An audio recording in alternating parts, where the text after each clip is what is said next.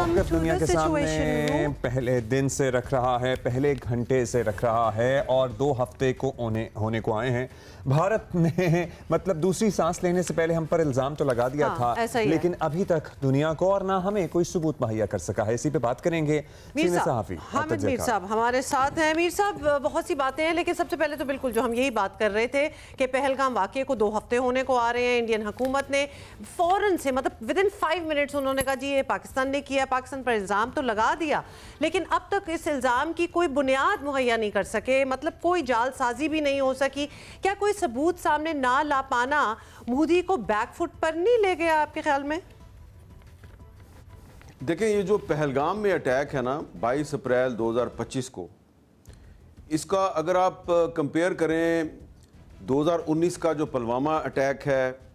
और 2016 को जो उड़ी में अटैक हुआ था, तो उन दोनों अटैक्स में उड़ी में और पुलवामा में जो टारगेट थी वो इंडियन फौज थी और सिक्योरिटी फोर्सेस थी। और उससे पहले जो 2008 में मुंबई अटैक्स थे उसमें जो सिविलियंस थे वो उसमें टारगेट थे। अब आप देखें कि 2008 में पाकिस्तान के ख़िलाफ़ जो इंडिया का डिप्लोमेटिक ऑफेंस था, यानी कि जो उनकी सफारती मुहिम थी, वो काफ़ी हद तक उसका नेगेटिव फॉल आउट था। पाकिस्तान काफ़ी बैकफुट पे चला गया था उसमें।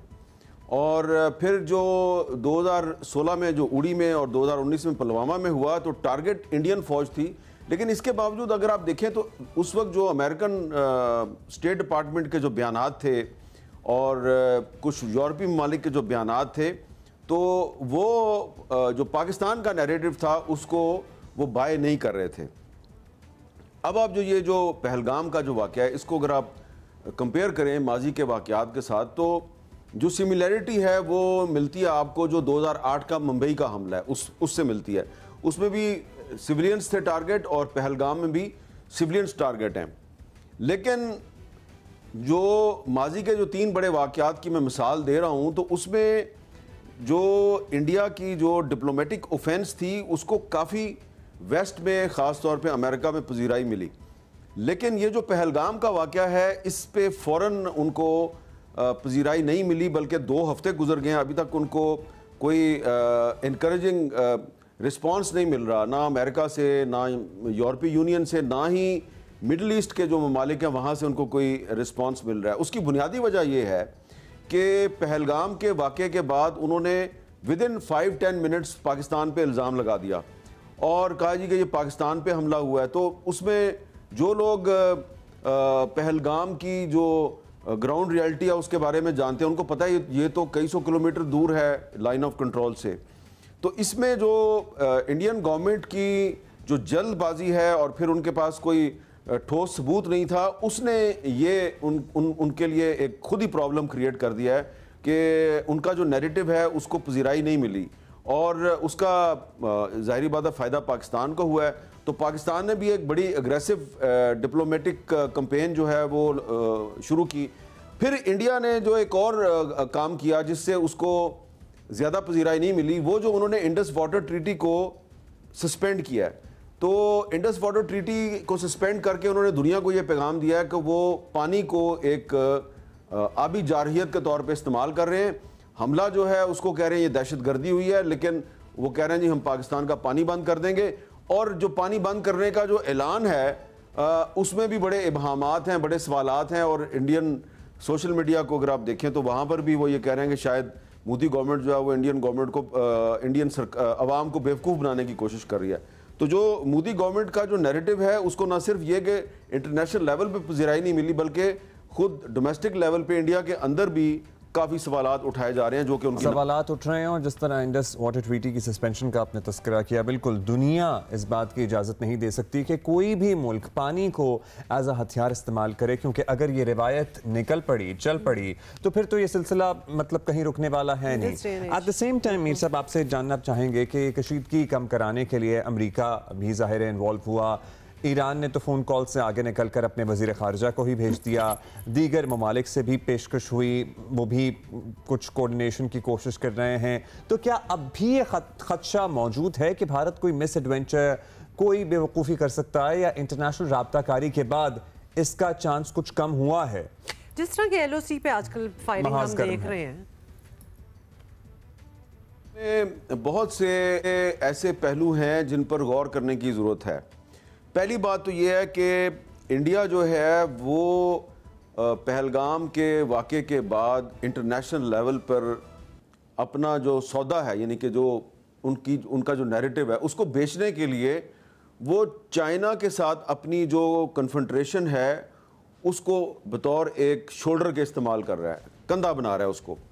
कि जी क्योंकि हमारी चाइना के साथ लड़ाई है और पाकिस्तान चाइना का इत्तेहादी है, तो हमारी लड़ाई दरअसल पाकिस्तान के साथ नहीं, चाइना के साथ भी है। अब ये जो इन्होंने इंडस वाटर ट्रीटी को सस्पेंड किया है, इसमें एक पहलू जिसको कि यहाँ पे हमने नज़रअंदाज किया है, लेकिन क्योंकि पिछले दिनों मैं अमेरिका में था तो बॉस्टन में और न्यूयॉर्क में कुछ थिंक टैंक्स में मुझे जाने का मौका मिला, तो उन थिंक टैंक्स में एक नुक्ता जिस पे वो बात कर रहे थे वो ये था कि ये जो इंडिया ने इंडस वाटर ट्रीटी को सस्पेंड किया है, दरअसल इसकी वजह यह है कि जनवरी 2025 में चाइना ने ब्रह्मपुत्रा रिवर जो है उस पर दुनिया का सबसे बड़ा डैम बनाने का ऐलान किया है, और जो ब्रह्मपुत्रा रिवर है वो इंडिया की एक तरह से बहुत बड़ी लाइफ लाइन है। तो उस पर इंडिया जो है उसने काफ़ी एहतजाज किया, उसने कहा कि जी ये तो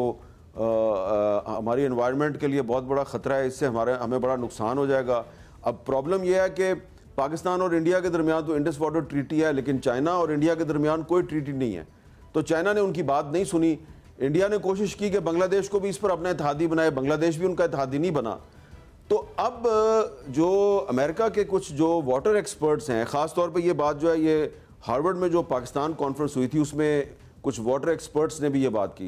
तो उन्होंने हमें ये बताया कि ये जो इंडिया ने इंडस वाटर ट्रीटी को सस्पेंड किया है, तो दरअसल इंडिया जो है वो जो चाइना ने ब्रह्मपुत्रा रिवर पे एक दुनिया का सबसे बड़ा डैम बनाने का ऐलान किया है कुछ महीने पहले,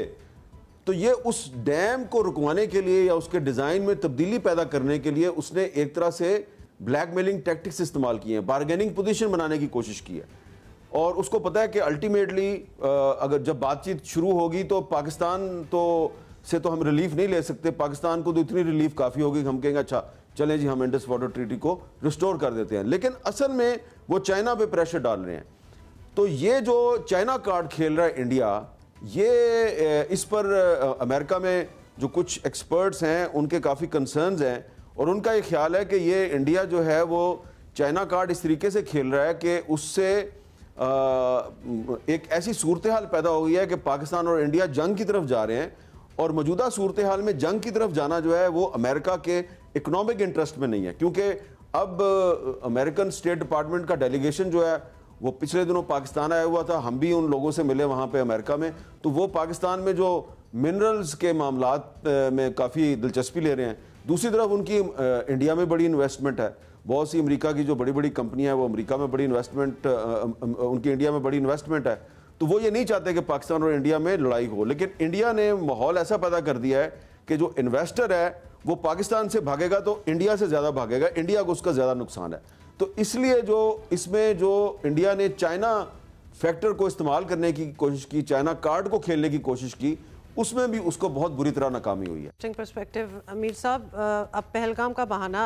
करके जिस तरह भारत ने सिंध तास मुआहदे पर स्ट्राइक डाउन ही की है, वो तो खैर एक चीज़ है ही है, लेकिन उसके अलावा भी बहुत सी चीज़ें हैं, जैसे कि ये कश्मीर वाला जो सारे सिचुएशन बनी हुई है, इस पर शायद इसीलिए बात नहीं करना चाह रहे क्योंकि उनको पता है कि उनका पानी जो है वो एक्सपोज हो जाएगा और ऑब्वियसली उसके बाद उस पर कोई समझौता हो नहीं सकेगा। Is that the reason? आपको भी यही लग रहा है कि वो कश्मीर वाले मामले पर लचक बिल्कुल नहीं दिखा सकते इसी वजह से कि पानी का कंट्रोल उनके हाथों से निकल जाएगा? ये आपको सेंस आ रही है? This is the reason? देखिए, पहली बात तो ये है कि हमें बिल्कुल ये चीज़ ज़हन में रखनी चाहिए कि हिंदुस्तान की तरफ से पहलगाम के अटैक के बाद जो कुछ भी वो डिप्लोमेटिक लेवल पे कर सकते थे उन्होंने किया। उन्होंने सिंध तास मुआहदे को सस्पेंड किया, उन्होंने पाकिस्तान हाई कमीशन जो है वहाँ पे जो स्टाफ है उसको कम करने का ऐलान किया, उन्होंने और भी बहुत से पाकिस्तान पे झूठे इल्ज़ामात लगाए। अब जो पाकिस्तान के दोस्त ममालिक हैं उनमें कुछ ऐसे दोस्त ममालिक भी हैं जिनके इंडिया के साथ भी दोस्ताना ताल्लुकात हैं। वो पाकिस्तान को ये वार्न कर रहे हैं जी कि आप हिंदुस्तान से होशियार रहें, और हमें ख़ुद भी जो है वो किसी बहुत ज़्यादा गलत फहमी में नहीं रहना चाहिए। अगर कोई ये समझता है कि जी इंडिया जो है वो एडवेंचर नहीं करेगा, तो एडवेंचर जो है वो इस वक्त भारत की जो मोदी सरकार है उसकी सियासी और सफारती ज़रूरत है। सियासी ज़रूरत इसलिए है कि पहलगाम के वाक़े पे उनका नैरेटिव जो है वो फ्लॉप हो गया है, बहुत बुरी तरह फ्लॉप हुआ है, और अब इंडिया में भी सवालात उठाए जा रहे हैं। तो इसलिए एडवेंचर तो वो कोई ना कोई कर सकते हैं, लेकिन अब इंटरनेशनल लेवल पे कंसर्न ये है कि चले इन्होंने सिंतास माहदे को सस्पेंड कर दिया, अब ये अगर कोई एडवेंचर करते हैं, मिसाल के तौर पे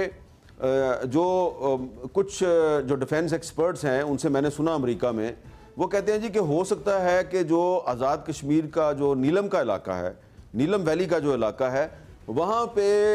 लाइन ऑफ कंट्रोल को क्रॉस करना बड़ा आसान है। अगर आप नीलम वैली गए हैं तो आपको पता होगा कि वहाँ पे जो नीलम का जो रिवर है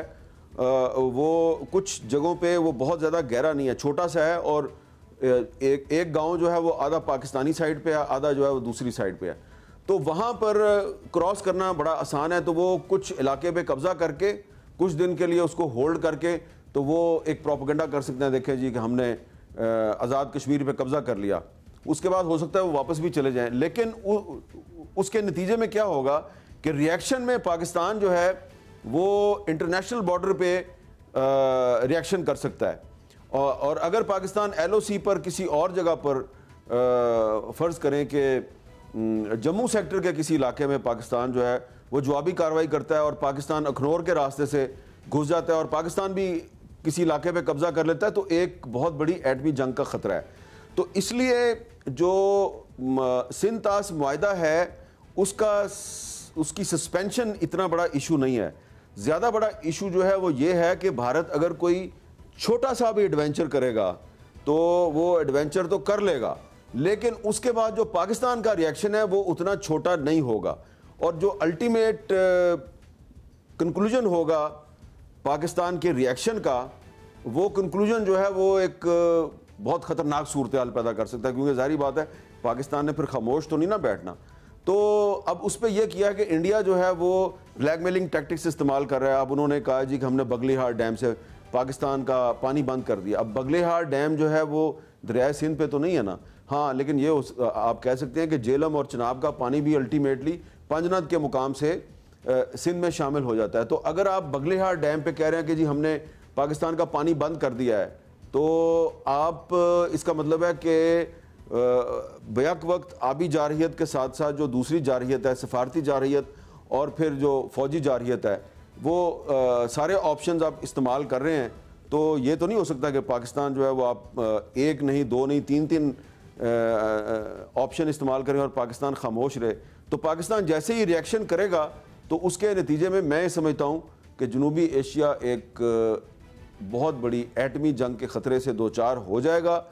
इसलिए हमें होशियार रहना चाहिए। इंडिया कोई भी एडवेंचर कर सकता है, हमें तो होशियार रहना ही चाहिए। और हम बार बार दुनिया को भी खबरदार कर रहे हैं कि अगर इंडिया ने कोई एडवेंचर किया तो हम जाहिर है खामोश तो नहीं बैठेंगे। Don't let this happen. मतलब कि ऑब्वियसली इस वक्त कंट्रोल करने देखें, हमने पाकिस्तान तो बड़ा साफ साफ कह दिया कि we will only react in case of an action from India. तो हम तो रिएक्शनरी मोड में हैं इस वक्त। अगर इंडिया ने कुछ किया, अब इंडिया को संभालना दुनिया का काम है। जाहिर है पाकिस्तान खामोश जब नहीं बैठेगा तो उसके बाद जंग का खतरा भी बढ़ेगा, और